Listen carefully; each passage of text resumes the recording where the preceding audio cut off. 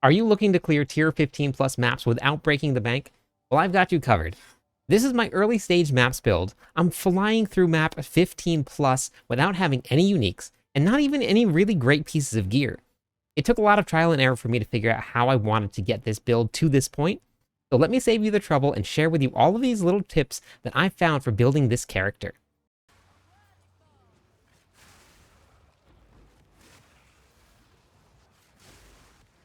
This is so good. This is the map, apparently.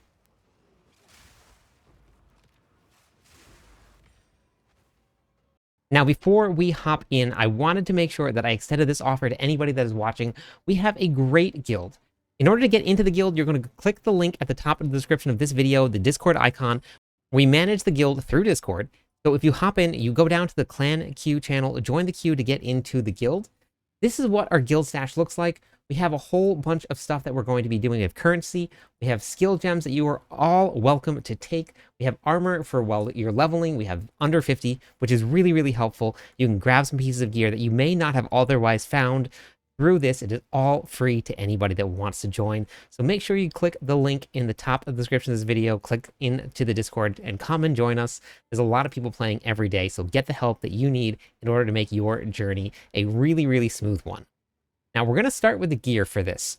All of the builds are going to be in the planner. Now what a planner looks like, it looks like this right here. It's going to have all of the gear laid out for you. You can see all of the gems. You're going to be able to see all of your skill tree. Now this will be completely up to date by the time this video goes live, and it's going to mimic exactly what is on my character. You can follow along with this and you don't have to pause the video. You can just use this link. So make sure you go to it. With the gear, now it's going to start with very, very specific to whatever you can find. So we're going to talk about the important stats, and then you can kind of find the pieces of gear and hopefully find something better than what I have. For the weapon, high physical damage is going to be important, but from what I've been testing, the lightning damage actually makes a really huge difference. I have this right here. It is a really big piece of gear with super high physical damage, a lot less lightning damage, but also a really key point for this build is going to be accuracy. And we'll talk about that later on, why accuracy is so important on your weapon. But this looks like it would be a huge increase to my damage with all of that extra physical damage on there. But I actually lose a couple thousand damage off of the tooltip because I put this on and it's missing a couple key points. So as I was hunting, I found something with really high lightning damage, and unfortunately my accuracy rating on this is not very high. You can get incredibly high accuracy rating on your weapon, and that is super important, and we'll talk about that when we get into the ascendancy and why we want to be doing that. So physical damage is important because your lightning is going to get... So physical damage is important because your lightning spear will take 80% of your physical damage and convert that to lightning, but the lightning damage and the accuracy rating is going to be important. For your helmet and for all of your pieces of gear, you're going to want to try and find resistances, evasion, and you can actually stack energy shield because it does make you a lot more tanky. So if you find great pieces of gear with accuracy and evasion rating, take those as well. You want to find accuracy, maximum life, and then anything with resistances to try and get yourself capped. If you look here, I'm not quite capped yet, so that's going to be my goal, is to get myself to that cap, but I'm still clearing map 15s pretty easily. For the chest piece, same exact thing. You want to be taking anything with the main stats. You want to get as much evasion rating as you possibly can, and then resistances as well. Amulet, I haven't even got to anoint the amulet yet. That's how new this character is, and it's still clearing these maps. Accuracy again, resistances, main stats, whatever you can find that's going to get your character set up so that you can find the really expensive, the really great pieces of gear. So worry about your defenses first, because the damage will come. Even if sometimes they feel a little bit slow as you're getting through the process of gearing, the damage will come, but if you die, you're dead. So that means that you won't be able to do the damage and find the gear. So worry about your resistances and then your defenses first, then you start building into pieces of gear that will give you the offensive abilities that you want. Same thing with your buckler. We're using this because we're only going to be casting your lightning spear once every second or two. So you don't need to take this off and take the one that's going to increase the amount of attack speed that's going to be on your spear throw because of the way that we're going to be setting up lightning spear. If you can find accuracy and flat damage, and now obviously anything more than 2 to 3 damage is going to be much better. But as I said, this is the very start to getting geared for maps. So this is going to be a great way to do it. For your boots, movement speed is absolutely life. It does make a huge difference in your clear times. So make sure you're focusing on movement speed here. I do have a lot of rarity on some of the pieces of gear, but it's really nothing that I was actually focusing on. The main stats really help. Dexterity is going to give you more accuracy. And then you want to add some resistances. That's what I'm missing on this piece of gear. But the movement speed for me is way more important.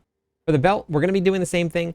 For the belt, you're going to be wanting to find resistances and then anything with some main stats and some max life. And for your gloves, you can add some great damage here by adding your flat damage, adding your accuracy, and then you can also get some leech, which is very, very helpful if you take a couple hits here and there. Resistances are going to be super huge here. For your skill gems, and remember, follow along in the planner because then you'll be able to actually see what they are. You don't have to pause the video. You can just use the planner and you can see what's going on with it. We're going to be running Explosive Spear. This is going to be part of your main damage for bosses. Now, like I said, some of the boss damage can feel a little bit low, but with Explosive Spear combined with Storm Lance, that's going to be your single target damage. And we'll talk about the rotation at the very end of the video with how to attack single target versus multiple targets versus packs. But we're going to run Explosive Spear, and that's going to be with Fire Infusion to give it 25% more damage over Abundance. Now, what this is going to do, it's going to give you 2 spears to throw instead of just 1. And it also makes it so that it blows up 50% faster. Then we're going to be running Magnified Effect. This is going to give your supported skill a 30% increase area of effect, so that means that our explosions are 30% bigger. Now, we mentioned Storm Lance.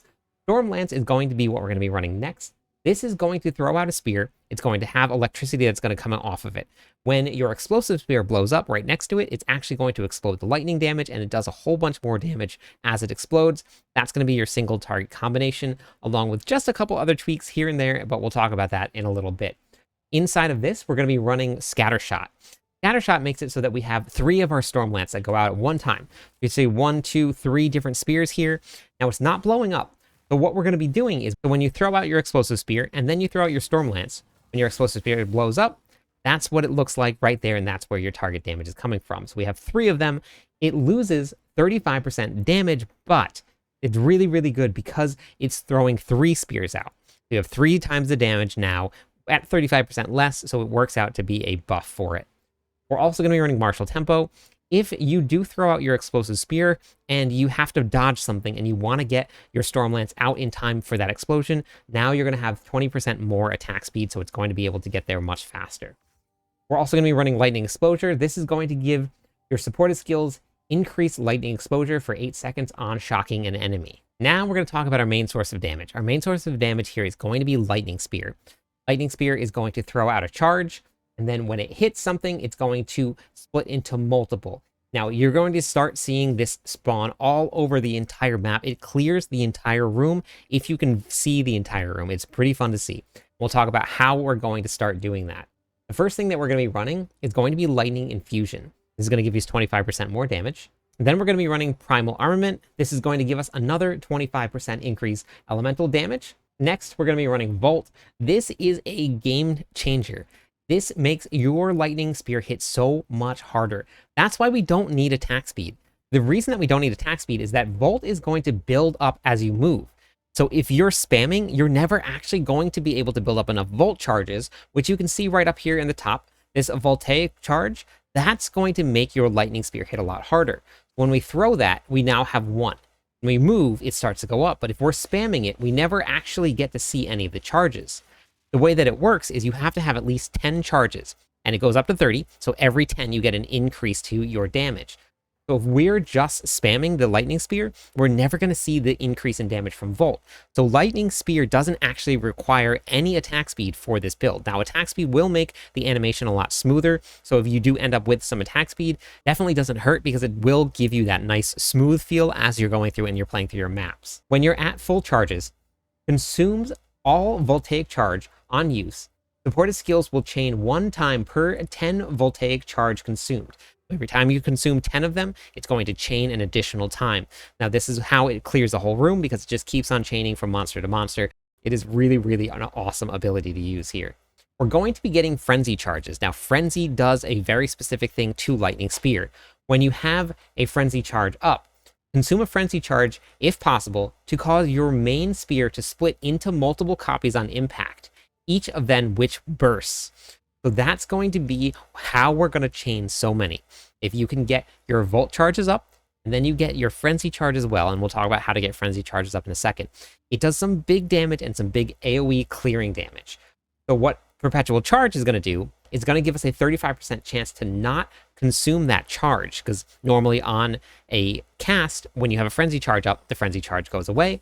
But this is going to still count as consuming it, so we do more damage, and we also do a lot more big burst AoE using this here. Now, if you want to replace this with something else, it's definitely an option for you, but that's just going to help maintain some of your Frenzy charges. Next, we are going to be running Deliberation.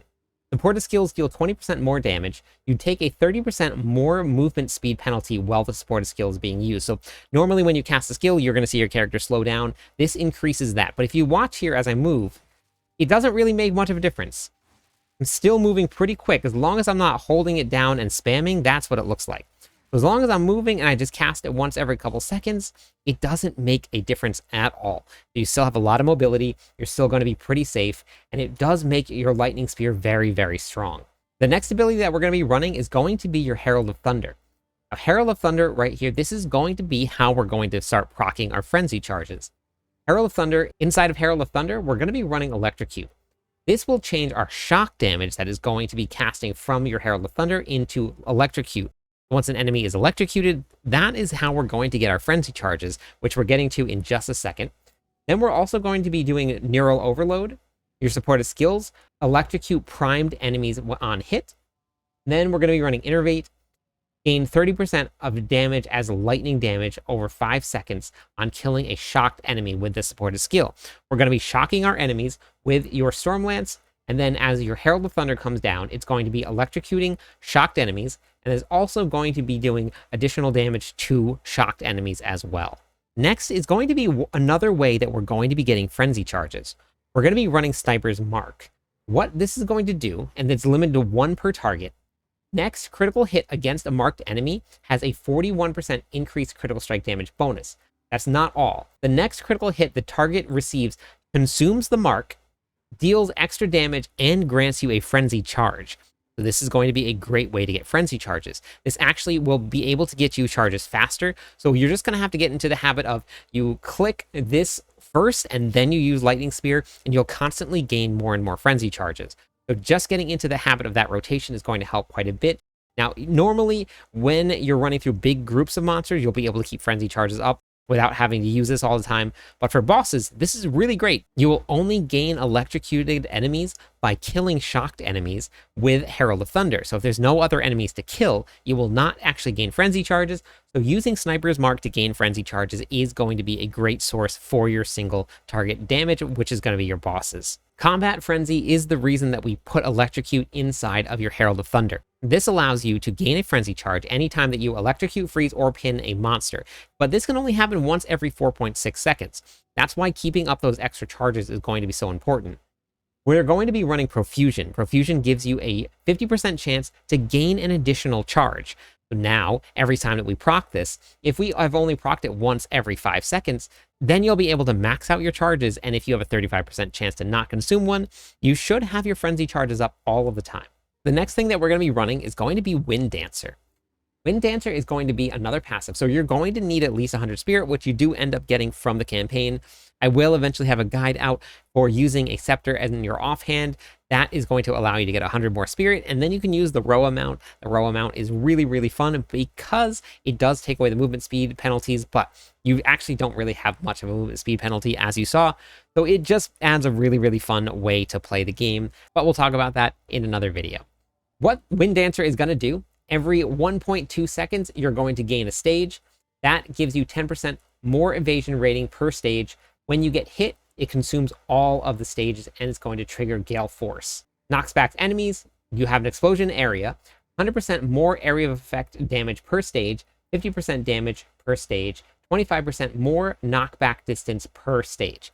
So this is just going to keep you alive, and then that should give you enough separation in order to rebuild those stacks and build back up all of your evasion. Then we're going to be running Spear Field.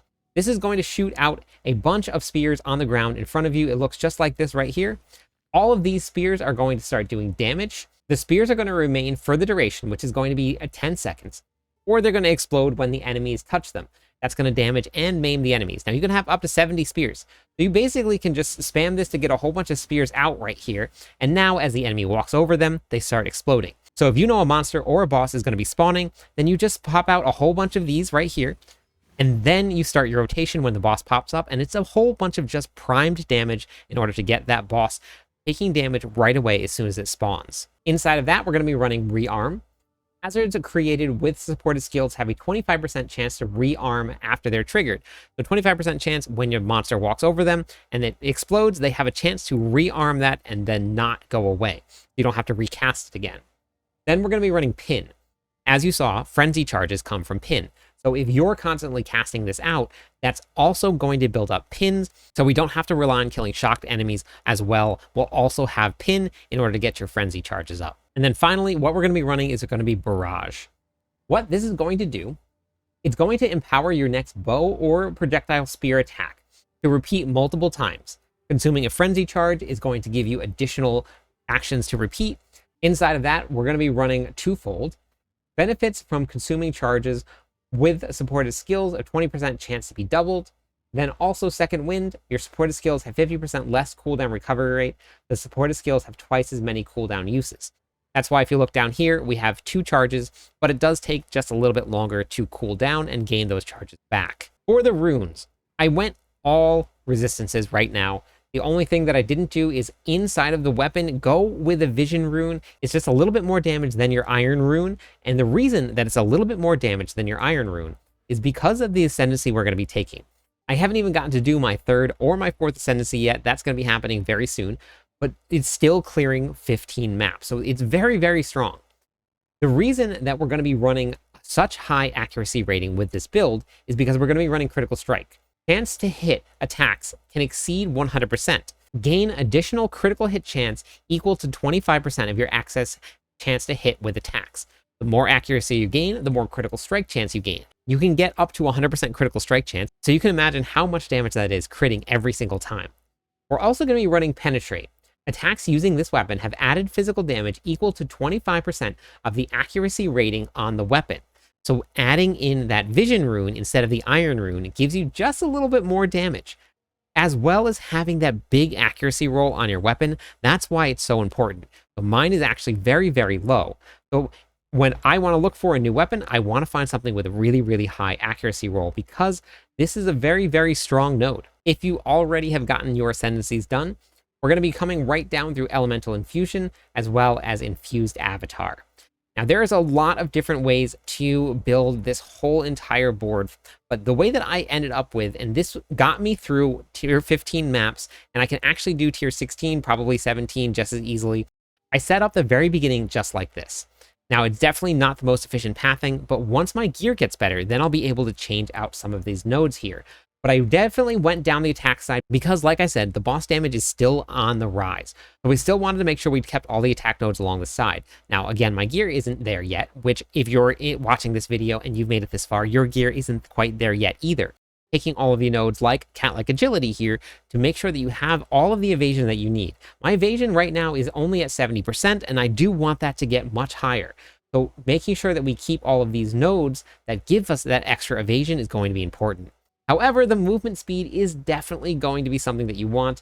Eventually, when you have enough damage and this character feels really, really great, it's online, you can get rid of all of these nodes here, and then you can just path down here and you can save yourself a whole bunch of nodes and put those into more damage somewhere else. Now, again, you can follow along with a planner. It's going to be in the description of this video. As we go down here, we went into Escape Velocity. This is going to give us more attack speed and then more evasion rating. Critical strike damage is going to be very important for this build because we are going to be critting all the time because of our ascendancy. So adding those critical strike damage is going to be very important. Now we're also going to be able to fill this one in when I get some more points. But as we get through and we can take some of these points out here, these are other nodes that you're going to be able to take. I did a little bit of calculations using the path of building. What I found is that the attack damage nodes, just pure attack damage, actually have really, really high scaling multipliers. It is almost a 1-to-1 ratio where its critical strike damage was actually slightly less than that was. Now, you can't get quite as high on the nodes here. As you can see, it is 60% versus 24%. But the value that you get out of those nodes is actually a lot more than what you're getting out of this big critical strike damage bonus with how my character is set up right now. So you can actually use that if you want to see how you want to set up your character. That's why I ended up taking both of these straight attack damage nodes. We're also going straight down to stand and deliver. Well, we're next to monsters, which a lot of times we end up next to monsters. We're going to gain these huge increased damage and critical strike damage. We're also going to be running Catalyst. You're going to gain 20% elemental damage with attacks, then 5% of the physical damage from hits is taken as random elemental damage. That's going to take some of the time that you get hit and convert it into an element, so that's why you really want to make sure that you're running as much resistances as possible. Coming down here, we went into acceleration, the more movement speed, and then increased skill speed. Now, if you don't feel like the movement speed is super necessary, you can always take this out. This just gives you some skill speed and then a little bit of movement speed, but that's really all the benefit that you get because, like I said, the skill speed is going to be based on how you feel, and if you like the smoother play, you absolutely can. That's why a lot of people end up going with Falcon Dive. You gain increased attack speed per 250 accuracy rating.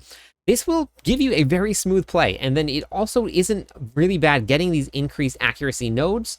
So if you wanted to path along this side right here, you can get more accuracy and then some attack speed. Now, for me, I tried it. I didn't really need it too much because the penalty bonus isn't really that bad, and I'm still flying through maps very, very quickly, and I'm not spamming my lightning spear. These nodes are all down here. Precision point, roll and strike, focus thrust, and javelin are all very strong. This is a very, very great tree for this build. We're always going to be running Herald of Thunder, so that's why doing Coming Calamity is very important. We're going to get a 50% increased lightning damage while we're affected by Herald of Thunder. That's always going to be up. And then we went back down into all of these trees here. These are going to be all of your critical strike chance and critical strike damage bonuses. One more point, we can also unlock a jewel socket, which is really, really close. Coming back down over to the side here. This is going to give us some extra movement speed. Again, if you don't feel the movement speed is necessary, you can save yourself some points and then you can build into something else. We're also going to be running a high evasion here, some energy shield increase once you start sacking energy shield as well. We're going to be running flow like water, 8% increase attack speed because that's just the pathing that we ended up taking here because we don't really need the faster energy recharge and we don't need the extra cold damage. So that's why we went around the back here. This is more critical strike damage bonus and some critical strike chance. Then we came up all the way through the juggler and then true strikes. And we're going to be going down through deadly force as we level up. But I'm level 84. By the time I get to level 90, I will have all of these unlocked. That is pretty high. And then as you start to go up even higher, you know how the grind goes. You die, you lose some experience. So it will slow down. So move the points around based on how your character feels and what feels like it's going to be best for you. Let's look at the gameplay loop. As we were talking about, for your single target damage, for your bosses, so let's just say that this is your boss right here, you're going to be throwing 2 of your explosive spears, and then you're going to be throwing your storm lance. That's going to be kind of your rotation. You're going to mark first, because you want to make sure that your critical strikes give you your frenzy charge, so you would hit mark right there, then you would do explosive spear, storm lance, and then you're going to use a lightning spear in between to kind of fill in the gaps. We need to make sure that we add barrage into this now. So now you start stacking all of these buffs here. So what that looks like in full speed, you use your mark, then you're going to do 1, 2, you're going to use your storm lance, and then your lightning, and then you're going to do rinse and repeat. You just do this right here. So 1, 2, use your barrage, throw it all out. That's going to be the pattern that you do as you run through. Now, when you're just going to be doing packs, all you do is you move and then you cast. And then you wait till this fills up again and then you cast. You wait till it fills up and you cast. So you don't actually need to spam this. And you will do a lot more damage if you don't spam it. Sometimes it feels like, oh my god, the monsters are on top of me. I need to keep on attacking.